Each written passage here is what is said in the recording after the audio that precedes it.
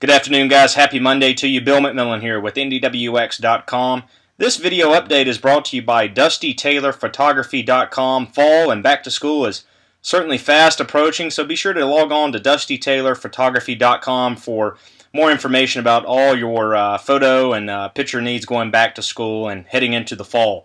Guys, radar this afternoon is relatively quiet. A couple of isolated showers and thunderstorms have developed over the past few hours, but nothing to the magnitude of what we experienced yesterday afternoon and evening. Officially, July 2015 is the wettest month on record for Indianapolis. As of right now, 13.13 inches of rain on the month. Of course, we still got 5 days left in the month and more rain in the forecast before the end of the month, so it'll be interesting to see how things climb as we move forward. I think for the most part, at least in terms of aerial coverage, we're not looking at anything like we did last night in the near term, though that said, with such a warm, moist, and just humid air mass in place, it's very hard to give an all clear on the forecast in regards to showers and thunderstorms. So, impressive stuff indeed last night. We're taking a look at the latest futurecast here, and you're going to notice some isolated, slow-moving thunderstorms that, again, can certainly produce very locally heavy rainfall in spots. With all this humidity and precipitable water values very high, it's certainly very easy to get localized thunderstorms to develop, especially during the prime heating of the day.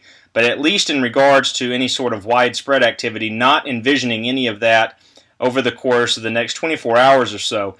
What we are somewhat still concerned about are potentially 2 rounds of strong thunderstorms that may make a run at the area Wednesday. Potentially Wednesday morning, we think a complex of showers and thunderstorms will move towards the area in a weakened state, but it's as we get into Wednesday afternoon, Wednesday evening, where we're going to have to watch to see if a redevelopment, if you will, of showers and thunderstorms occurs as a cold front moves through. Any of these could be strong to severe and, again, include locally heavy rain. So be on the mindset, keep your mind tuned to Wednesday into Wednesday night for strong to severe thunderstorm activity as that cold front moves through the area. Then, guys, as we move into the weekend, at least towards the end of the week, we're looking at a drier air mass, less humid, and slightly cooler.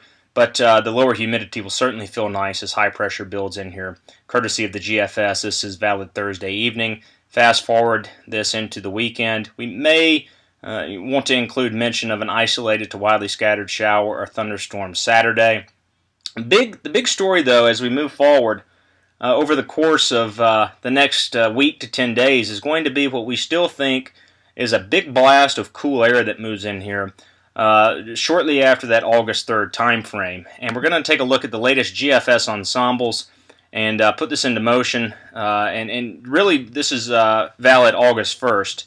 Note, as we zoom in here, take this back out a little bit, we continue to fast forward this deeper into August, and you're going to notice a common theme with that ridge and the associated heat dome, if you will, backing west. In return, we're looking at a much cooler regime across our particular part of the country into the first week to 10 days of August, we think. And this really, according to the GFS ensembles, really just continues to reestablish itself over the course of the first, again, week to 10 days of August. Taking a look also at our CFS V2 weeklies, week 1 shows the warmth beginning to dissipate, and then that is replaced with large-scale, cooler than normal air across the Midwest and Ohio Valley going into the first full week of August. Note that the ridge and associated warmer than normal pattern backs west. So in relative good agreement, obviously, with the GFS ensembles, the European weeklies also would hint at a rather cool and potentially unsettled first week to 10 days of August as well. So, guys, that'll do it for the evening update here on NDWX.com. Have a great day, and we'll talk with you soon.